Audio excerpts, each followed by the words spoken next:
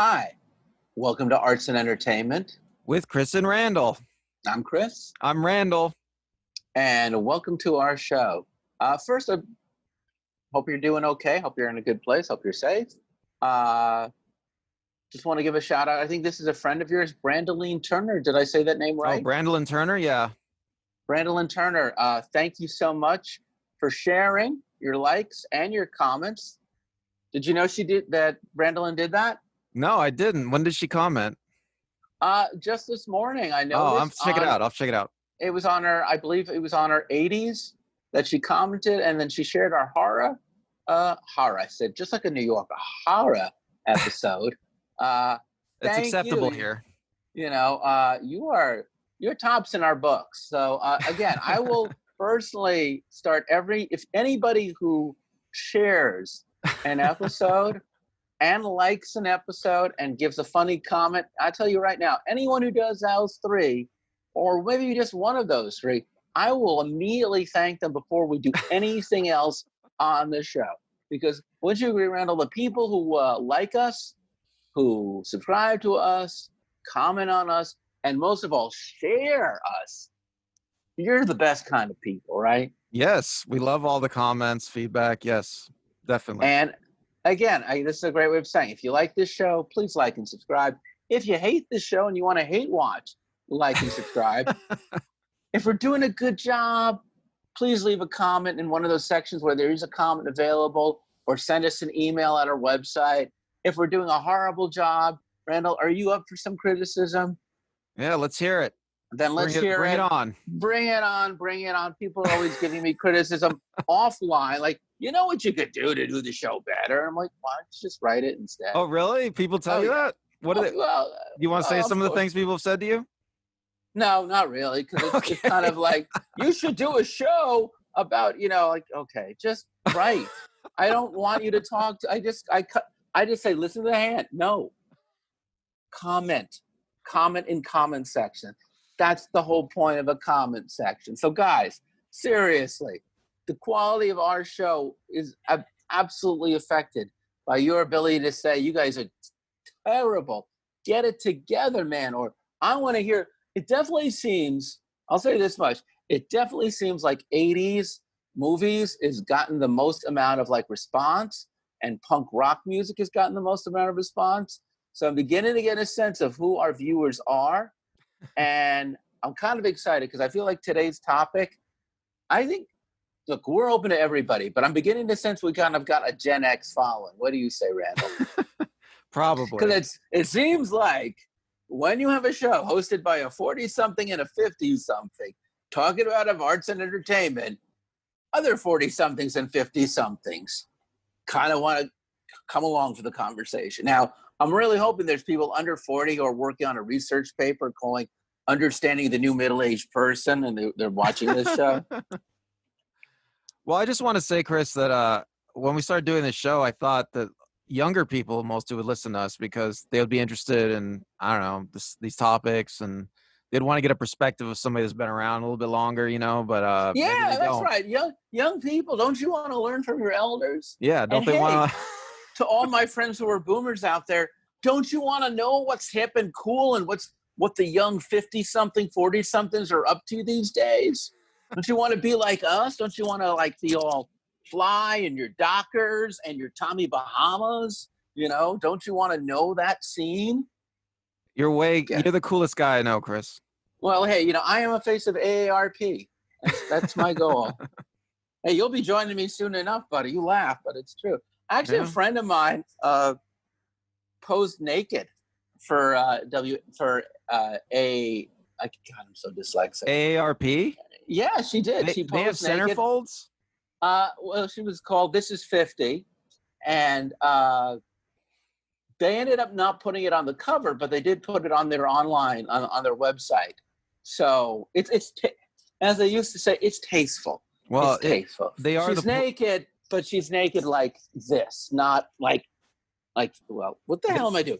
They are the Playboy generation. I mean, that's the kind of thing they grew up with, I guess.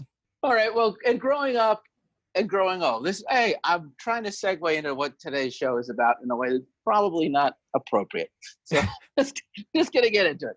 So this is part 2 of a 2-part episode, which we called Growing Up and Growing Old with Radio. And when we discussed the first one, I close my eyes whenever I get embarrassed, or asleep. So, Randall, what were we talking about in the first part? We're just talking about our experiences listening to radio when we were growing up, the great stuff on the radio we listened to. We talked about like Howard Stern and Dr. Demento, right? And the music we listened to, and transistor radios, and and basically, the most important thing was that there was 2 things that radio did when we were really small kids. It showed us what the cool adult world was like, and then when we became teenagers, and maybe even early 20-somethings, it showed us like, hey, this is what cool music. This is what today's music. This is what today's music sounds like. And I realized something that we didn't really address as we ran out of time was the idea of growing old with radio. So that's what this whole episode's going to be about. So that was called Growing Up with Radio. This is called Growing Old with Radio. It's the changing relationship that we have with our FM dial. And I say FM dial because AM radio is dead. Is there anything besides like car talk radio, like on AM radio? I was trying to listen to some AM radio this past week because of this topic, and there's some stuff on there. I mean, there are music stations still on AM radio.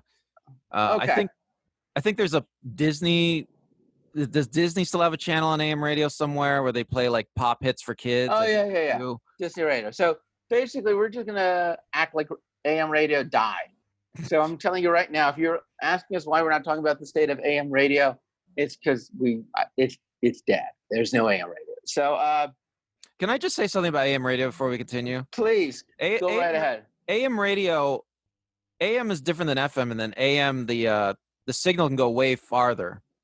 Yeah. So there were a lot of back in the olden days. There were a lot of famous AM radio stations. They would transmit, like they would be based in Mexico, and they would transmit in a huge, and they'd be based in Mexico because it was illegal to have a radio station transmit at a certain power in the United States. So they'd put the station in Mexico and then boost the power so that the station could cover like almost the whole United States. So like, wasn't Wolfman Jack the famous DJ? Yeah, wasn't he at one of these? He was at one of these Mexican radio stations. And so this is the reason why the AM radio, when AM radio was king, which is, what era would you say that was? Like 50s? 50s through the early 70s. Actually, right through the 70s, because I was listening. My introduction to top 40 radio with WNBC and WABC and WCBS were when they were the AM versions, not the FM versions. And, right. And it's actually a cool point to make out. Go ahead.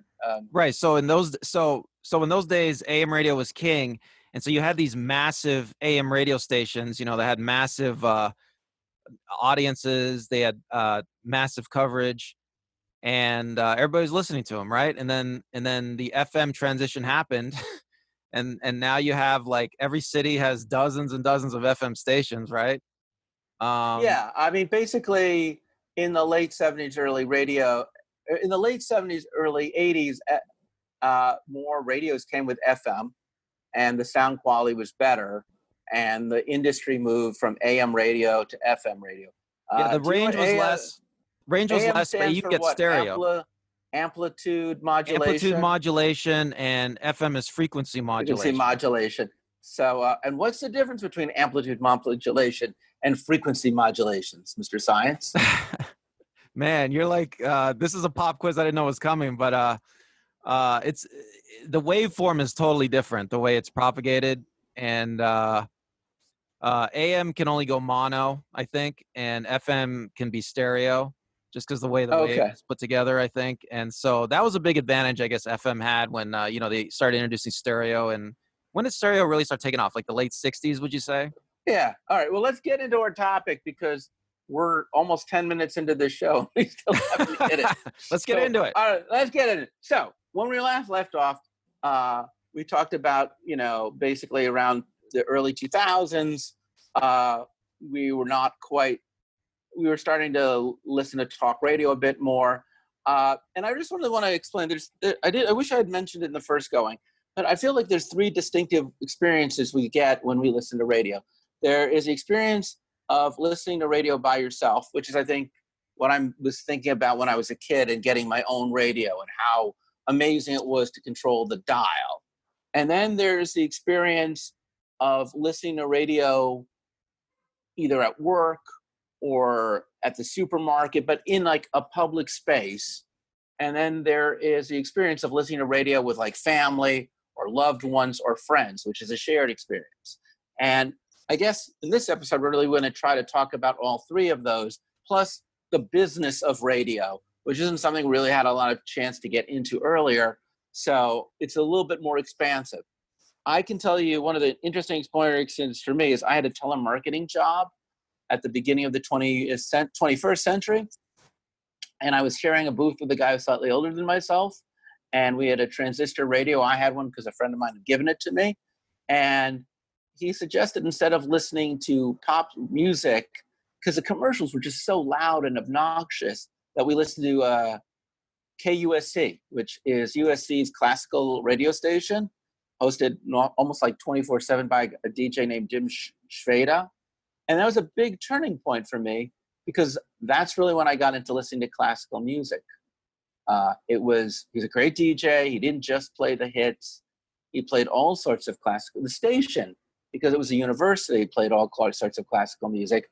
Ironically enough, I started out myself as a classical music DJ who only played American composers because I wanted to have a niche show. So it was very strange that it took me almost 20 years to go from listening to Aaron Copland's Appalachian Spring to having someone else play Aaron Copland's Appalachian Spring, and to really enjoy that experience again. And then I got really into going to the Hollywood Bowl for classical music concerts and really listening with a deep affinity for classical music. And for a number of years, if I was by myself, my go-to station was KUSC to listen to classical music. Or if I was with a friend who had a background in classical music, that would be the station that we would both like to listen to, just because there's something about either when you're by yourself listening to classical music that can be very stimulating or calming. And there's also something quite lovely about being in a job you cannot stand and listening to beautiful classical music to remind you that art can exist even in the worst environment.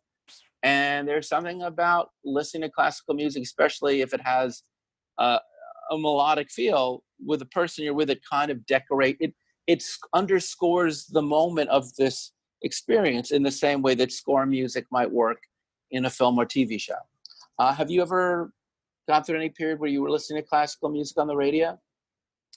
Yeah, I mean, I've gone through times I listen to classical music on the radio. I mean, there's God, I'm trying to remember the channel now. There's a channel in LA that plays all sorts of classical. I mean, KUSC. That's the same one we're talking about. I think you're right. There's another 41. one. There's the top one that plays like all the hits, and I forgot their name now, but K Mozart is, I think, the call letters they go by. There's also a jazz. I mean, maybe it doesn't count, but there's also a jazz station. Yeah, same idea, right? That I like to listen to. But yeah, K-Jazz? I have listened to them. Yeah, I think it's K-Jazz. Is K-Jazz still? They're actually K-Jazz and K Mozart are all down the street from me, from the same. They come out of the same place. I think there's also they also have a country station, which I've never gotten into. But yeah, so so was there a time where you all of a sudden just got into that on radio? Tell us more.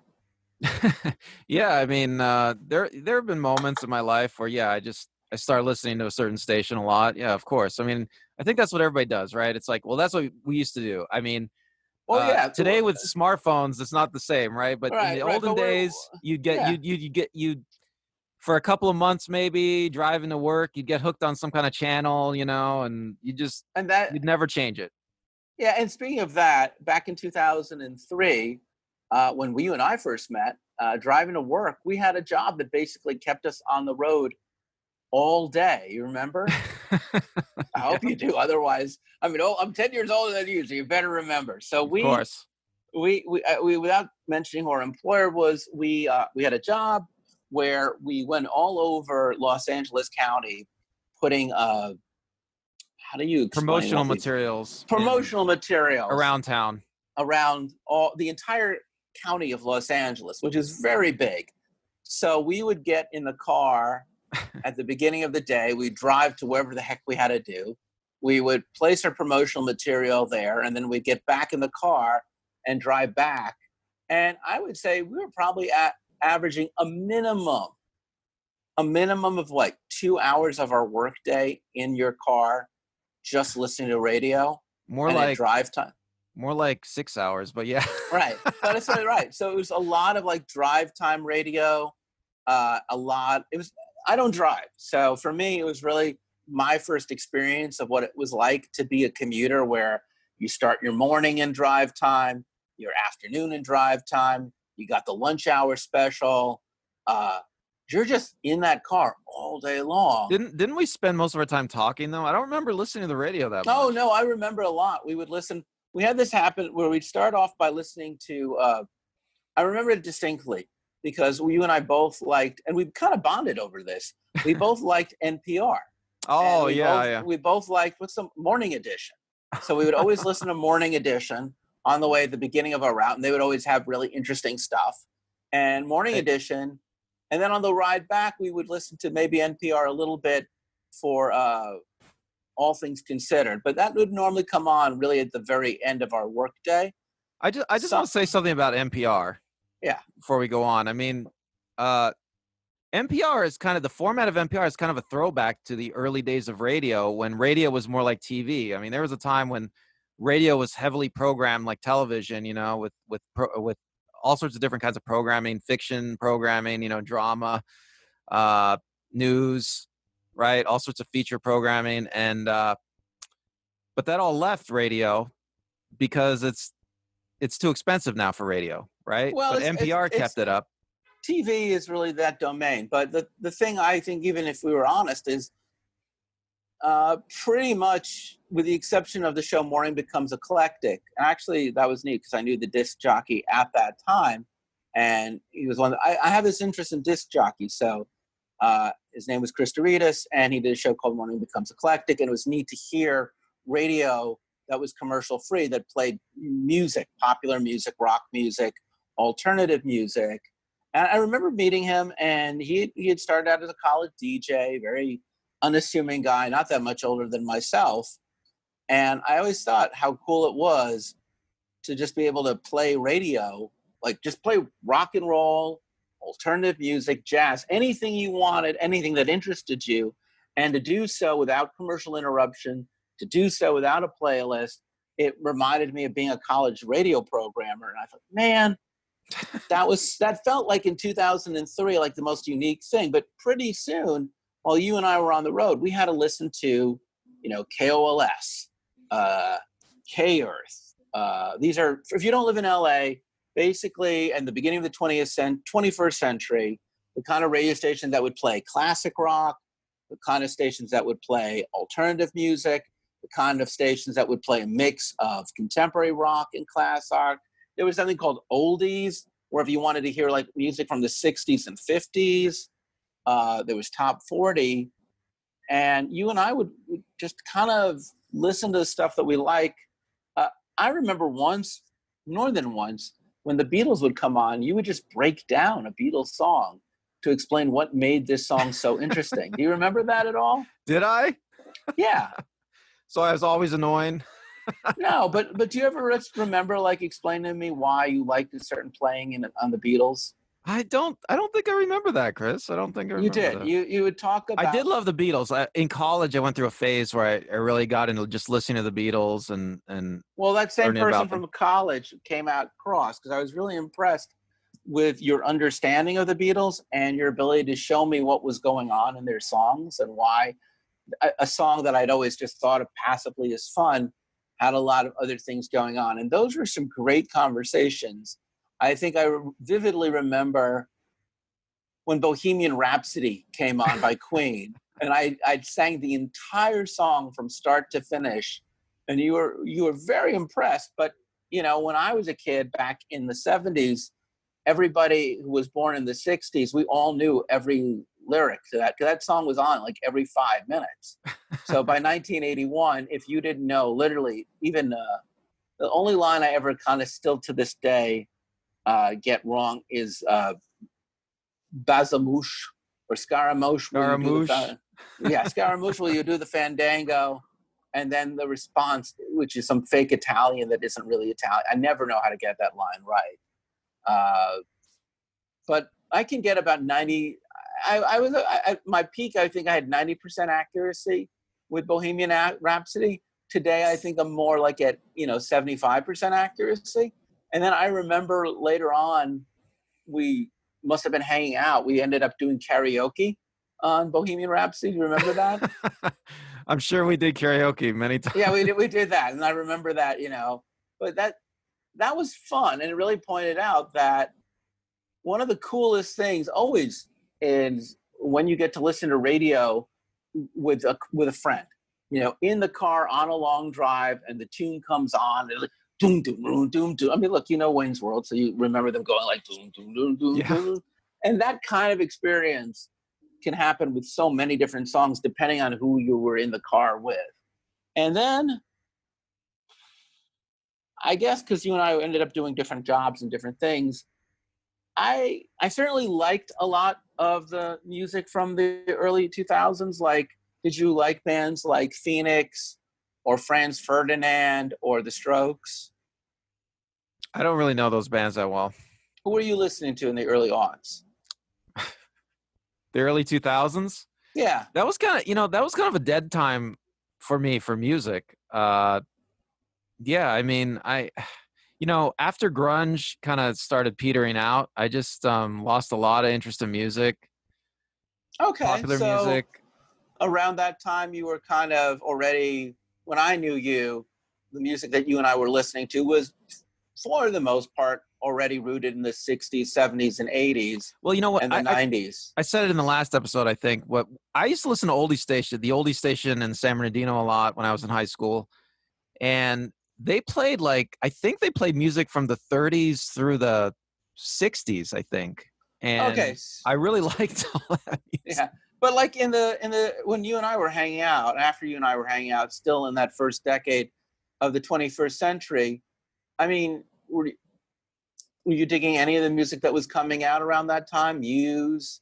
Yeah, I liked Muse. I don't have much memory. I'd have to almost see a list of bands from that era. All right, because I thought it was a neat time because it felt like it felt to me like in that first decade of the 2000s was a lot like the beginning of the 90s. There was a lot of great new bands just popping out, and that we were done with the tyranny of boy band pop music, and all of a sudden you could hear stuff like the bands I just mentioned, or the Black Keys. I love that band, the Black Keys. Black Keys I enjoyed. Can I just say, I think popular music kind of goes in phases. I think that like some people talk about like the rock pop phases, goes rock and then it goes pop. But I think popular music goes in a more, it goes in like it becomes really experimental. It starts out really experimental, right? There's all these different artists doing all sorts of weird things. And then somebody hits it huge. And then when that person hits it huge, it's like everybody in the industry has to suddenly conform. Oh, definitely. So I think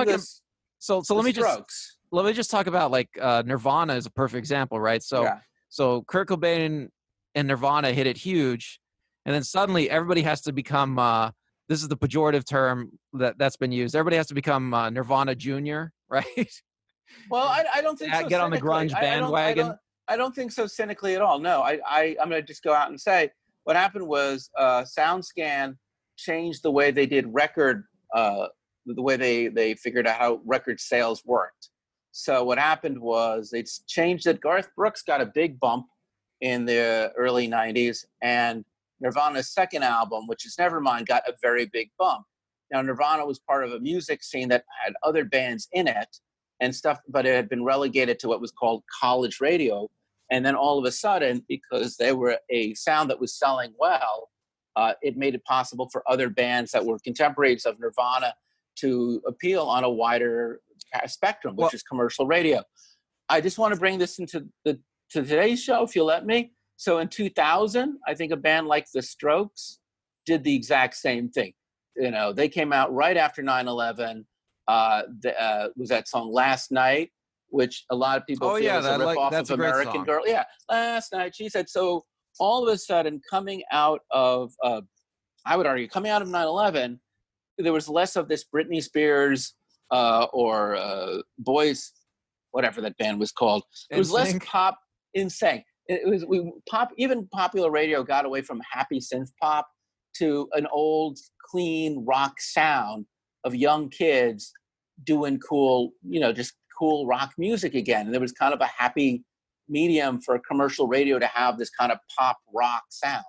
Well, I just wanted to finish my thought though, is that I think that music goes in these waves where it goes like pop music goes in these waves where it becomes experimental, then it goes to becoming conformist because it's discovered that something's selling really well, and then everybody rushes to like kind of copy that sound, and then radio is market driven, absolutely. Right, but what I want to say about that is I like the experimental phases. I think more than the that when pop music goes through experimental phases, I always like that better. I almost feel like when you turn on the radio in the car and you listen to like pop stations, especially new music stations, you can always tell what kind of phases, and pop music's going through. Because if you turn on like a new music station like KIIS FM in LA, right, you turn it on and all the songs sound the same, it's like pop music's going through an obvious, they're going through like a non-experimental phase. They're going through the conformist phase. But I love it. I love it when it goes through the experimental phase. You turn on KIIS and like every song is weird and different. That's what I like. Well, I'm going to get back to your point in a bit, because I think as the show progresses, that point is going to become very important. But I will say, like in the early aughts, you definitely had things like Danger Mouse, Broken Bells, a lot of really cool. And right into like the beginning of that second decade, Foster for the People, you had a lot of bands that were just, I love pure power pop. And there was a lot of good pure power pop, really good young rockin' stuff. But at the same time, I remember this was the period in which I got an MP3 player. This is the period in which cars had every car had a CD player. Every car you could connect your MP3 player to. This was the beginning of YouTube. Pretty soon thereafter, there was Pandora. Pandora begot Spotify. And very soon, when I was listening to music in a car or when I was listening to music on my own, but just in headphones, I was really back into being the curator of my own music, either from my collection or places like Pandora that were using what do they call that? What's the computer word? They were an algorithm. Thank you. So that they were curating music based on the music I already liked, and they were doing it really well. So I remember I had every job I had a computer. So I would just play. No employer ever said I couldn't do this. So every job I had with a computer, I would just play Pandora. So all day long, it would surprise me with cool music. Even if it had commercials, it was still music I liked. Yeah, me too. It was like I discovered a lot of new music through Pandora. That wasn't really new. It was like from decades ago. But Pandora, when I first started listening to Pandora, I was also blown away. I mean, it's amazing, right? This brings up a question. I mean, I want to ask you. We didn't talk about this before, but it just occurred to me. This is something I've thought for a while is, I mean, with the internet coming, I kind of saw with the internet coming years ago that the general public, people, the masses, you could say, would have access to all these old songs. Like Napster was the first time when people really had access to all the music, and now with the internet, everybody has access. So the question I wanted to ask, before we get to the now, go ahead, ask your question. The question I wanted to ask you is, do you think that that access to all this back catalog stuff has influenced people's tastes? Because I think it has. I think people's tastes are a lot better, a lot more sophisticated. Maybe I'm crazy though. Let's get, you know what I'm going to say? I want to hold off on anything about today because I just want to bring us up to today. So that's a great question, and I will answer it. I think it will become we're working towards it. But right now, I just want to say what you're experiencing, if you can follow me just in time chronologically, is that by the second decade of the 21st century, I left radio because I had better options. I remember getting my sister and I got our mom Sirius satellite radio. She was a school teacher. She'd drive to work. She'd drive to the country to visit her friends, and the kind of music that my mom liked was slowly disappearing. My mom liked classical music. There was less classical stations. My mom liked music from the 50s. That was disappearing, and the 60s, and that was disappearing. And we also wanted to have her strong signal. So when she was out of the city, she could hear her music clearly. The DJs on those stations were the DJs that I had grown up with, that she had grown up with. It was just a much better format. So maybe it was true I was spending a little less time in cars, or if I was spending time in cars, we were just listening to the music we already brought. But by the age you are now, certainly by my 40s, first off, by my 40s, I could certainly tell you the music I would hear in supermarkets and public places, what I call you cannot escape music, was just terrible. You know what I'm saying? Like, no offense, folks, I hated Taylor Swift. I'm not a big fan of Rhianna. I'm not a big fan of hip hop. There's like a lot of popular music. Whatever was hitting it big about 5 years ago to today, that was clearly aimed at a younger person, and that's fine. I don't think pop music was ever made so that a guy in his late 40s and early 50s go, yeah, they're really speaking to my soul. I mean, that was the other problem. As I was getting to the point where you are now and where you're going to go, I was beginning to realize that music that was on radio that was new was really for a different generation of person, at least the kind of stuff that was getting piped in to the places I was. Didn't you hear that too? Like when you were at jobs or at, other places or restaurants, when you hear pop music, do you remember roughly in the last 5 to 10 years when all of a sudden you started hearing pop music and you had that weird feeling that you were really too old for what this song was about? Yes, I think that era you're talking about, pop music started to target younger people. Yes, for a while. Yes. And did that feel a bit weird? Like, I guess even during this period of history that we're talking about, there was people like, there's always been songs that were aimed at young people. I guess, in the 90s when the boy bands were around, they were just 10 years or so younger than me. So I could still feel a certain degree of like, I've outgrown it. But like, by the time that they were like half my age or half your age, and they're singing about, high school crushes and broken hearts, did it just get to this weird thing where it no longer felt universal, but you kind of felt like someone's dad?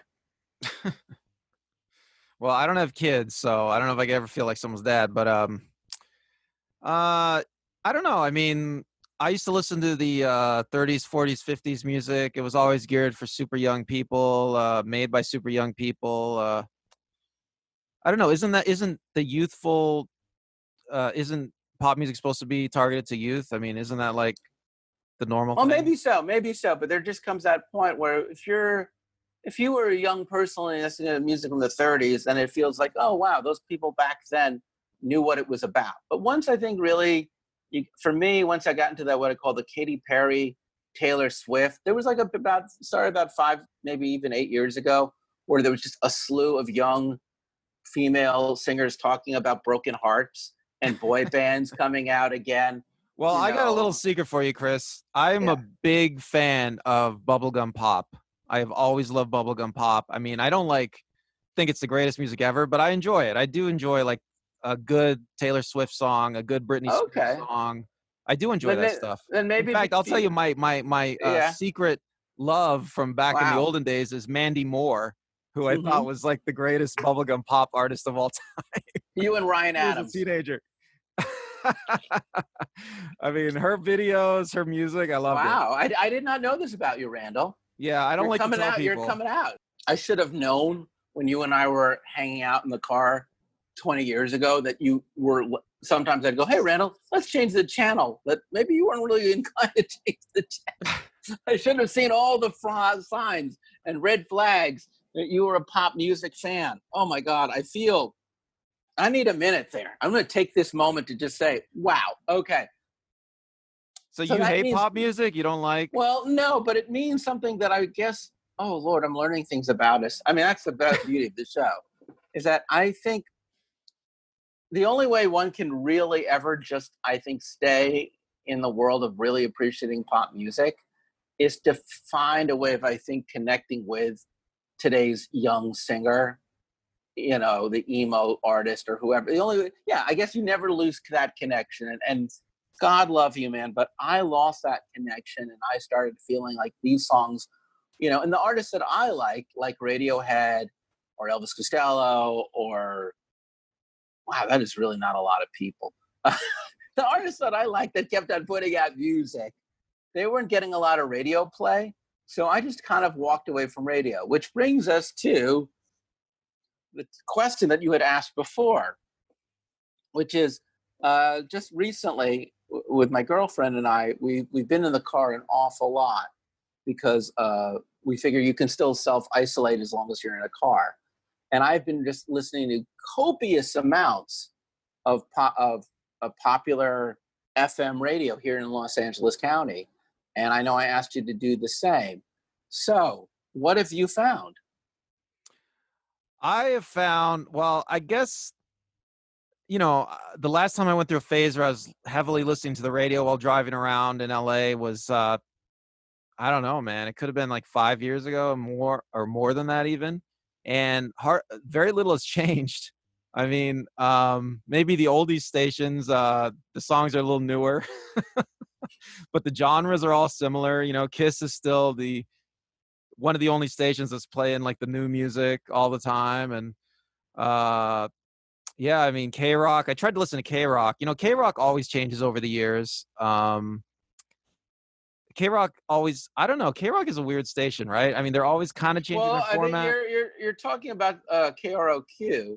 And actually, this goes to your question, which is you said music comes in, your question I asked you to wait for was, Chris, do you think music comes in cycles? Does it go from a creative time to a non-creative time, to a more conventional time? So here in Los Angeles, from the 1970s up until I think last year, one of the most innovative radio stations was a station called KROQ or K-Rock. And in its history, they had DJs who really were distinctive and legendary. They're not the only major rock station here in Los Angeles, but they wore the moniker of being the newest and most innovative rock station. They had guys like Rodney Bingenheimer, who would, I think, did we discuss Rodney Bingenheimer last week? I think we did last time. Can I just say about K-Rock? Yeah. One of the hallmarks of K-Rock seems to be that they don't play electronic music, and they like to play more band stuff, rock band stuff, and there's something else I was gonna say. I would say you're completely right as long as you ignore New Order, Depeche Mode, and Human League. Sure, absolutely. If the synthesizer is considered an acoustic instrument, I 100% agree. Well, see, with you. those bands tried to be electronic bands. Let me have my point.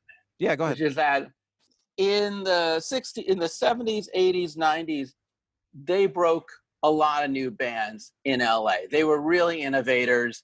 I don't know if their Arbitron ratings ever got to the top of the list, but bands like Beck, Radiohead, Offspring, Sublime, Green Day, if you heard them first, you heard them first on KRQ, K-Rock. They would have these events like the Weenie Roast that drive time people like Kevin and Bean, and they were the tastemakers, and they performed the very essential function that actually I would argue their legacy went right into everybody's radio, because if they would break them first, then nationally you would hear them.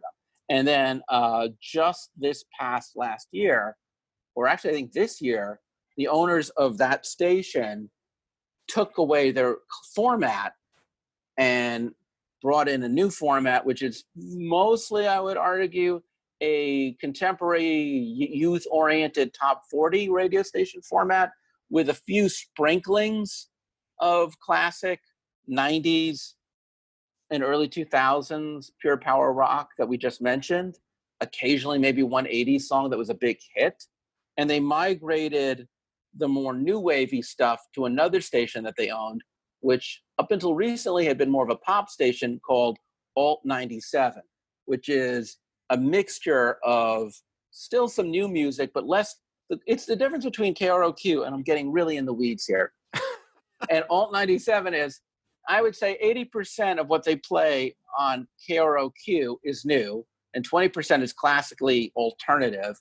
And it's the reverse on Alt 97, where 80% of Alt 97 is classically alternative and 20% is new. Surprisingly, neither of these stations are that high on the Arbitron for LA. And we did a little research beforehand, and we found that the top stations in LA, all with the exception of maybe two that were, if you eliminated, what did we find? If you eliminate Latino music, talk radio, and just deal with rock and pop, what was there, two stations on that top 10 list that were really like contemporary top 40 rock or pop? Two? Yeah, maybe like KLOS. No, that's not contemporary. It was like pop stuff. So it was like, you know, like KIIS and 104.5. Yeah. So it was KIIS and 104.5 that played like. Oh, you mean 104.3 K Big? Yeah, K Big and KIIS would play like Adele. Oh, no, you're talking about Coast, 103.5 and 104.3? I mean, like places that'll play like just new music. Okay, KIIS. The last KIIS and 104. And those are stations that have historically always played music that is skewed to a younger person. Hey, can I say something about K-Rock? I think absolutely. I think that K-Rock may have started out as like almost like a college radio station concept. Yeah. And everything was going great. And I think like when I was in college, it was still the old K-Rock, and they used to play Violent Femmes a lot. Do you remember that band? I used to love that band in high school. Milwaukee. I went to school with a lot of people who knew those bands personally. Yeah, Violent Femmes is like, I love that band when I was in high I went to school. college in Wisconsin. There's no escape from Violent Femmes. Well, K-Rock used to play them all the time. Gordon Gano rules. Yeah. They were a college radio favorite, and K-Rock used to play them. So K-Rock was kind of like a college radio station, but for, you know, an LA audience. It was. I think that's a brilliant, you know, that was brilliant. But something that happened, I think, is that Nirvana hit it big. And, you know, Nirvana was one of the bands they liked, the grungy kind of bands they liked. And when Nirvana hit it big, you know, K-Rock suddenly became like a big station for a while. I remember one of the DJs at K-Rock talking about this, either in an interview or something. I mean, this is years ago. And so K-Rock becomes a big station, and it changed everything for K-Rock, you know? Oh, you know, it's true. I think that they accelerated with the rise of grunge. And they accelerated again in the early 2000s with the rise of new rock bands like The Strokes, like, The Strokes, and other bands that I'm just completely spacing out on. You go right ahead. You tell me what was popular in the early aughts. I'm an old man. I don't remember shit. So my point is, what we were able to deduce, the number one radio station currently in Los Angeles as of June 20th, 2020, on the Arbitron ratings is, I just want to read it. And this really tells you a lot, KRTH. Now, which has always been historically an oldies radio. When I moved here in 1993, KRTH would play, this is KRTH, play music from the 50s, 60s, and 70s. Here's Elvis Presley. Here's the Beatles. Here's the Carpenters. Today, KRTH says they're playing, KRTH lists music from the 70s still, 80s, and 90s. No more 50s music. You cannot hear 50s music anywhere. You really maybe on AM somewhere. Yeah. You can hear 60s music with a few exceptions that you might be able to hear the Rolling Stones, and you might be able to hear a few Beatles songs, and you might be able to hear a few Who songs. But you can't even hear the Doors anymore. I mean, on most radio, it's like, huh? And when they talked about the 70s, they were much more like in easy listening 70s, or as opposed to like Led Zepp 70s, but it's more like Here's Steely Dan. Hey, I have Neil Sedaka. I have a question for you, Chris, maybe. Okay, ask me your question. Okay, this might be an easy question to answer. But do you think it's weird that it seems like most people only want to listen to music made during their lifetimes? Do you think that's strange? Well, that's what I'm saying. If you look at the top 5 radio stations here in Los Angeles that made the Arbitrons, so you've got KUSC, which we just mentioned. Then you've got Coast, and Coast is definitely what we would call easy listening or contemporary. Coast is playing Janet Jackson. I looked this up on a playlist. Kelly Clarkson, who's new. Then they're playing The Police. Then they're playing Sam Smith, who's relatively in the last 5-10 years. Then they're back to playing KIIS. They're playing Prince's song. Then they're playing Mariah Carey. They play Spandau Ballet. So you get that weird format where either it's classic rock or it's classic rock infused with contemporary pop music that's roughly from the same time. K-Big was on K-Big because I just looked this up and it really gives you a flavor of what's on K-Big. K-Big is apparently I didn't put on K-Big, but I believe K-Big there it is. So they were playing Manic Monday, Down Under, September, The Outfield, What I Like About You. So K-Big starts mixing, and then you get to like KCBS, which has the strangest oldies format in the world. And I called up a friend of mine in New York City to see if they were doing this at WCBS, which is a station that I also, when I was a kid, has always been an oldie station. So they have this thing out here called Jack FM. And they play stuff. So they have Cars, Fleetwood Mac, Corey Hart, and they're, again, almost everything on their playlist was from 1980s. I can't remember what station call letters this is, but there's one radio station. Let me look it up. This really blows my skull.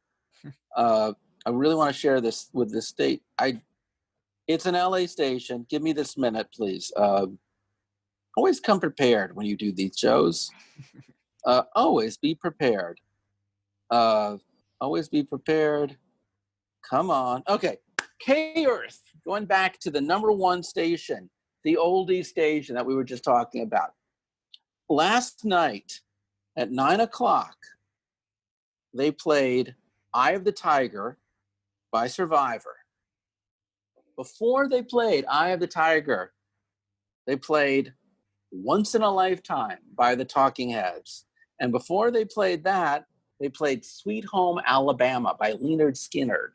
Now, as a 54-year-old man who remembers exactly when all of those songs first debuted on the radio, all of these songs certainly would be played in 1982. Obviously, Eye of the Tiger would have been a brand new pop song. Once in a Lifetime, though they played it off of Stop Making Sense. The original album, which is off Remain in the Life, would still be radio play. Sweet Home Alabama, you would have absolutely heard this on the radio. All these songs you would have heard in the radio, certainly in 1984. But there is no way or form that there's no station in America in 1984 that would have played all three songs on the same station, because there was no fan of those three songs in 1984. In high school, there was a particular kind of person who loved Survivor. I'll just pretend they're a jock. They're not, but they're just a certain kind of person who loves Survivor. Because from Rocky, there's a certain kind of hip new wave kid who loves Once in a Lifetime by the Talking Heads.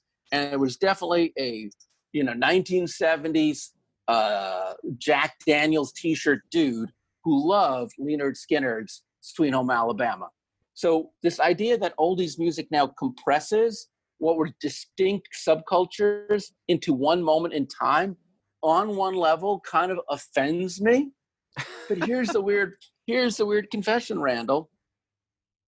It also kind of entertains me because, okay, I'm never going to own the album Survivor. And it's an interesting point out that a lot of things that were on pop radio, I would never buy the album to, because either they were one-hit wonders, or in the case of Michael Jackson's Thriller, I heard the music so many times it wouldn't be until about 15 years ago I'd buy the album because I didn't realize I didn't own the album.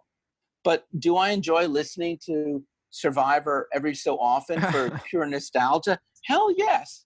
You know, Once Chris, in a Lifetime. Let me just finish my thought. Go ahead. Once in a Lifetime is one of my favorite songs. I love the Talking Heads. David Byrne just did a very interesting collaboration on Broadway just before the pandemic. I look it up, called American Utopia, where he reimagined how to do that song. And it was mind-blowing. It's really a great song. And then you get to like the controversial Sweet Home Alabama. At the time, I didn't dig the song. Later on, I found out it was a response to Neil Young's Southern Man. And I love the fact that it really just nails it to Southern Man. But more importantly, while I'm not a great fan of the lyrics, the lovely musical instrumentation, that just very cool country, jazzy Dixie sound, maybe not Dixie sound, that particular musical sound with the pianos, the orchestration, the way it's put together, man, the musicianship in that song, every time I listen to it as just music, I go, there's a lot going on in that song, and it's freaking awesome. So maybe like 14-year-old, 17-year-old, 25-year-old Chris Corbell would have been like, don't put those songs together. 54-year-old Chris Corbell goes, yeah, I'm enjoying the experience, is what I'm saying. Go on, your question. You know, I want to disagree a little bit because go for it. Okay, so back in the olden days, right, when people bought records, you could look through people's record collections, right? Right. And I'm sure, and if you're of a certain age, like us or older, you remember looking through people's collections, right?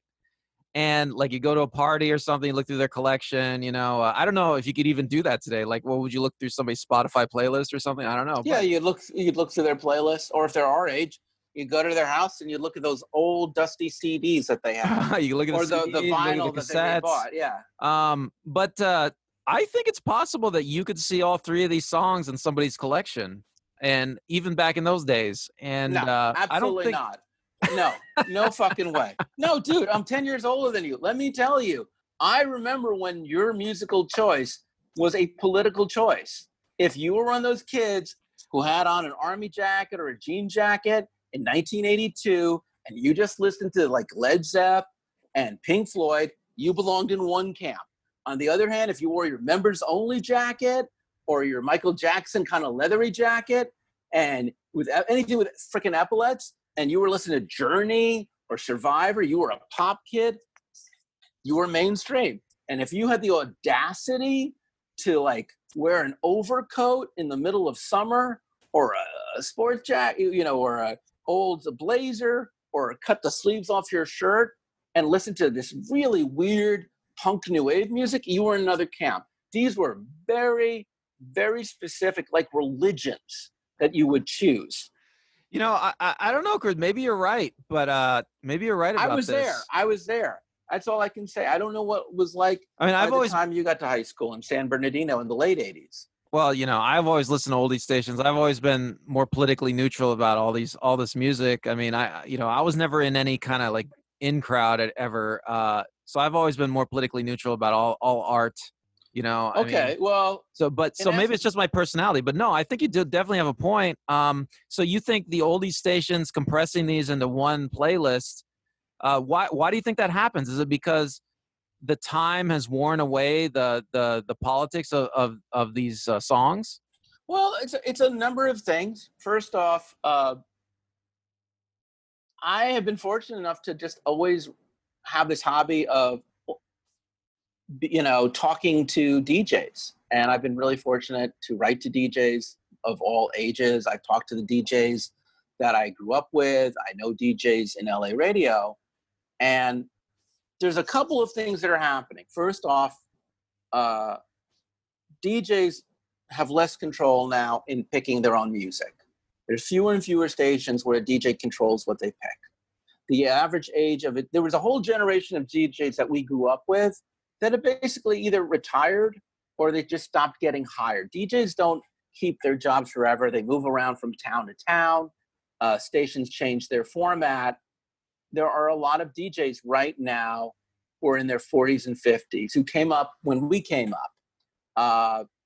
And if they're lucky, and a great station, I cannot say enough out here, is KOLS. KOLS plays rock music, new and old, and KOLS plays deep cuts. It's still one of the few stations where DJs have a lot more control. And I love listening to that station for that reason. But Cumulus is one of these radio stations where they impose a playlist. So playlist stations, radio is always a business. It's always about hitting a particular demographic. And when you and I were young, there was a lot of money for teenagers to be found in radio. Teens were listening to radio, they ruled the demographic, and that's what it was about. And then teenagers, they were the first people to embrace the new technology. I feel like they just did never have that same relationship to commercial radio that we had growing up. It never was the source for them to find out what bands were new. It was just never their entree into the big world of adulthood. It never kept them invested. And I came across, just minutes before we recorded this, I came across an article from Inside Radio dated December 11th, 2017, called "What's the Musical Future of Oldies Format?" And station director for New York's WCBS says this. He says, "You don't rock too hard, but songs that may have been considered very loud at one point in time aren't loud anymore. We play Sweet Child of Mine by Guns N' Roses on WCBS. That's not a loud song for somebody who was in high school in the late 80s when that song was out. They're right now our core demo." Boom. So, oldies radio today, which is definitely, or a mixture of oldies radio here in at least LA and in New York, is a dominant market because the kind of person they want to get to is someone who was in high school in the late 80s. I was in college in the late 80s, so I guess I'm peripheral to that. Hey, Randall, what year did you start high school? I think it was 88. Congratulations, you are sitting right in the core demo. Radio is made for you. Today's pop radio, today's FM radio is made for Randall Mills and a little bit for Chris Corvell. So it's one of the few formats that has aged with us. You know what I'm saying? Movies don't age with us. You know, James Bonds get younger.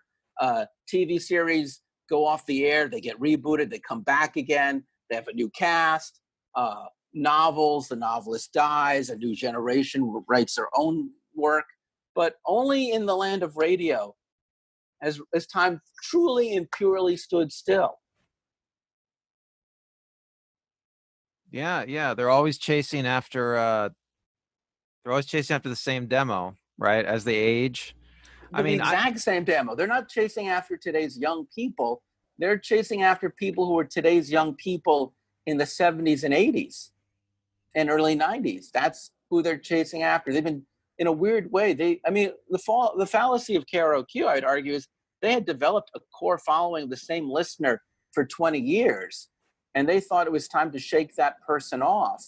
And that was such a big mistake, because that person just migrated to the stations that would have played the kind of music K-Rock would have played 10, 20, 30 years ago, but now you find it on the other stations.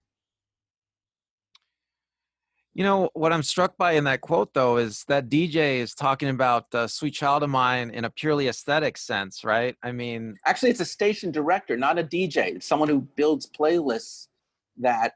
Because WCBS doesn't have DJs. Right, KCBS doesn't have DJs. That's even bigger than a DJ. Right. That's a program director.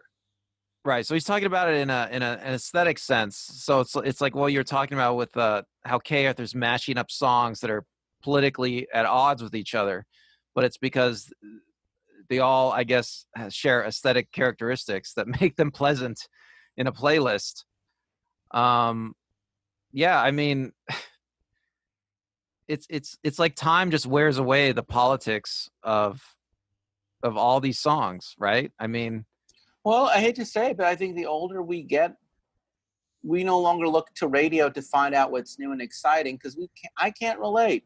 You know, I don't have nothing against Post Malone, but when I hear Post Malone on the radio, it just goes through me like water. And I don't even really know if 5 years from now we're going to be listening to Post Malone. But when I hear Landslide by either Fleetwood Mac or I hear Blasphemous Rumors by Depeche Mode, all of a sudden I really go back in time and I'm transported to some other point in my youth, or I unlock something in the song I had never heard before that it's because I know the song so well. I'm sorry, you were going to say. So you have feelings of nostalgia and it evokes good memories and feelings for you, these older songs? And sometimes even if it invokes bad memories, there's songs where like, oh yeah, I remember that was a horrible day. You still like it? Yeah, I still like it because it takes me back in time. Like there's somehow, my girlfriend is a professor of psychology, and she explains that memory is kind of like a scrapbook. So a song and a memory of an event, they might be in the same scrapbook together. So like if I hear a song there's a song from 1979, My Sharona, weird song. I love that song. But every so often, I remember I had a really particularly bad day, and that song was on the air, on the radio, because it's the number one song in America. And sometimes when I hear My Sharona, I'm 14 years old again, and I'm having a really crappy day, and that's the song that's on the air. And even though it's a day you think I wouldn't want to relive again, I do somehow find myself compelled. So it's the good days, it's the bad days, and then it's also, you know, when I'm in the car with someone like you, my contemporary, it's the ability to sing along to a song. I was in the radio again. My girlfriend and I, they were playing "I Can't Go for That," and she was going to do she did the Daryl Hall parts, and I did the John Oates parts. And it's because we've grown up memorizing that song like my mother used to know poetry, or someone knows French. So we go, "I can't go for that. Oh, no, can't do." So that hobby of that, or it's that moment like in my house where I'll just listen to oldies music because I just want something that's kind of distracting but doesn't take all my attention. Or when I'm out in public, I find myself, because I'm getting old and crazy, I go to 7-Eleven and they're playing The Dream Police by Cheap Trick, and all of a sudden I hear it and I'm just singing out loud as I'm pouring my big gulp. And then I get in the car, you know, and I turn on KCBS and the same song's on, you know. Yeah, I have absolutely recently found myself singing out loud at supermarkets, drugstores, without even thinking about it, because I've lost my brain, and I realize those headphones I'm so used to having in my ears aren't in my ears. Yeah, does that make sense? Yeah, well, do you ever find yourself doing that when you're in the car, or do you ever find that when you're out in the world and you're singing along? Okay, I'll tell you something about me, I guess, is sometimes when I listen to old songs that evoke strong feelings and memories, it's hard for me to listen to them. I mean, I'm very distracted. I'm in my memory thinking about something that happened and a time in my life, and I don't like it. I don't like that at all. I hear you. No, I hear you. And it makes, you know, same deal too. By the way, there are times where there's a great song on the radio that I've heard for like a million times. I'm like, I do not need to hear this. It's one of my favorite songs. I think I'd rather hear Heaven is a Place on Earth by Belinda Carlisle than listen to one more version of Shiny Happy People by REM. I love REM 10 times more than I love Belinda Carlisle, but I have heard Shiny Happy, a good song by REM, like what's a good song by REM that Radio Free Europe. As much as I love Radio Free Europe, because I've heard it 1,000 times, but I really haven't heard, let's say I'll go back to Heaven is a Place on Earth. I've only heard it 100 times. I'll listen to that instead. Well, something kids today might not understand is, like music used to be played everywhere. I mean, if something hit big, you just hear it everywhere on the Oh radio. God, You walk into a yeah. store and on the elevator, at the grocery store. Oh yeah, yeah. It does. There's no escaping. That's why I'm saying it took me 15 years. It was only until about 15 years, about 20 years after uh, Thriller came out, that I actually bought my own copy of Thriller, because I had heard every song on it, and I didn't see the point in owning an album that I knew every song to, until I stopped hearing it.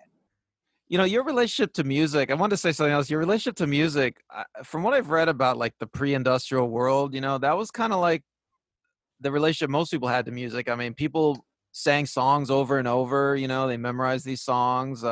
Songs were sung over and over for hundreds of years, some of these songs, and they come Yeah, down to us like nursery rhymes, some of these nursery rhymes. Uh, the that's uh, very true. the national anthem, the American national anthem, I guess it was like based on a drinking song, a British drinking song, like the music of it. Oh yeah. That people would sing. I guess people would sing songs in saloons while they were drunk. So yeah, I mean, I was reading there's some scientific research into choirs. I don't know if you've heard about this, but apparently singing in a choir is really good for your mental health. It's really good for your happiness levels. It's and for your physical health too. It's like something about singing with a bunch of people, singing something. It makes you happy, and it makes you it reduces stress, and it even And maybe that's a good point. Right now, you cannot sing in a choir. Right now, the best you can even do is sing with one other person or your immediate family in a car. It's quite possible that the loneliness that we're feeling in this particular moment while we're recording this, the world is undergoing great catastrophe. It's just a reminder. Maybe that's the point of nostalgia, and maybe that's the point of memory, is if we're in the here and now is not a place we want to be. It allows us to travel to a safer, happier time, or even an unhappier time, but at least in a safer world. Yeah, maybe you should just sing more. Well, singing makes you happy. It activates, you're right, it activates joy. Have you ever seen like just somebody like just singing like in a grocery store? They're just singing, maybe not even loudly, just to themselves. That would be me, as we just mentioned earlier. We in the modern world, we look at that person, right, and we think, oh, that there's something wrong with that person, right? I mean, homeless people will do it sometimes, but maybe we're the weird ones, right, for not singing all the time. Well, I definitely think in times of sadness, old songs that you know the lyrics to, especially the messages behind songs, especially about pure power pop, which often is about just being happy for no reason, or where the worst thing that could happen is someone's going to break your heart. Yeah, I definitely think in harder times, it really helps distract you. I think being able to recall all the lyrics to a song gives you a sense of control, familiarity, and comfort. Do you think those things are true for you as they are for me? Yes, I definitely think so. I mean, and when you sing along, even to a recorded song, I mean, you just feel a sense of connection and happiness, right? I mean, right. And the more that's not going on in your life, I think, when I was a small kid, and especially as a kid who was mostly by himself as a small kid, the radio and the music was comforting to me, because not only did it show me the world outside, but it showed to me the world outside was a warm, happy, fun place with a lot of goodness and activity. And I couldn't wait to just jump into that pool of adulthood. And now I look at it from the opposite perspective as an adult in this particular moment in history. And it's the pool of memory and childhood innocence that I feel that music takes you back to. Wow, that was great, Chris. All right. Well, I think the only thing I want to say is, to close it out, is you had asked me a really great question. I just wanted you to hold off on it, which is, you say that music goes in periods of creativity and stagnation. And I think, in fairness, there probably is a lot of great creative music out there in the world right now, even in popular music. But I think I no longer, maybe you feel the same way, maybe you never did, but I no longer look to young musicians who are half my age to tell me the story of what it's like for me to be me at this point in my life. They probably are doing a good job, but I no longer can connect to them. So they're in one place in the world and I'm in another. So maybe it's just that stagnation is I just can't listen to any music anymore. Maybe they understand that, and maybe that's why FM radio, which has now become a haven for people our age, knows that about us. And they know that we don't really want to hear that much new music. And if it's new music we're going to listen to, it should sound like music we remember from our youth. So a lot of the new music I hear on the radio has kind of an 80s, 90s taste to it, even though it's not from that. Well, let me just say something. You know, this is something I think about sometimes. Is like the search for novelty in art is kind of unusual for us, for humans. You know, I mean, if you look at like indigenous peoples, they even, you know, within religions, our religions, you know, people practice the same art forms for maybe thousands of years, right? And they don't change, and they're passed on from generation to generation. And yet here in the modern world, you know, people want to make new art, like every day almost. And yeah, that's an excellent point. And commercial radio, which is market driven, knows that you constantly have to have new product out. And in the last 20 years, we've gone from live instruments to tapes and sequencers. So the speed in which music is made is faster, and the faster it can get to market, the more disposable the music is. So yeah, your counter argument is a very good one. That on the other hand, you could also make the argument that just music today just isn't as relatable. If you're a young person, and by that I just mean younger than Randall, maybe in your 20s, maybe you're in your early 30s, and you do listen to oldies music, meaning stuff before 10 years ago or 15 years ago, could you at least tell me, do you even like your parents' music? Does this stuff even count? Do you even listen to the radio? I'd love to know. You know, if there's enough follow-up to this particular episode, there'll be a third episode. If not, I doubt we'll ever really do another episode on radio, because I don't really feel, I hate to say this, I don't even think radio is relevant anymore to today's entertainment person. I think we can talk about podcasts, we can talk about, you know, satellite radio, but just straight up FM radio, I just don't know if it even matters beyond what we've covered. Yeah. How do you feel? Yeah, that's an interesting point. Yeah. I mean, this was a hard episode to do for you and for me both. Well, we're covering a lot of territory. But it's hard to say a lot more than what we can say. Yeah, I mean, well, there is something odd, I think. I mean, back to what I said previously, but there is something odd about always searching for something new. You know, I mean, that radio has devolved into some sort of just repetitive machine, you know, that just plays the same music over and over. I don't even know if we should be surprised by that. All right, I think I know it's a long episode, and sometimes I want to get off because I don't want to tax your viewers, but I honestly think that maybe my emotional dependence on radio is perfectly acceptable for a teenager, but at some point as an adult, I can't really look to radio to give me what I need, either as far as new music. I can't expect that I'm always going to expect new musicians to really like where I'm coming from or inform me. And radio at the end of the day is a commercial medium. FM radio is designed to get listeners to listen. And right now, we're the people whose ears they want to grab.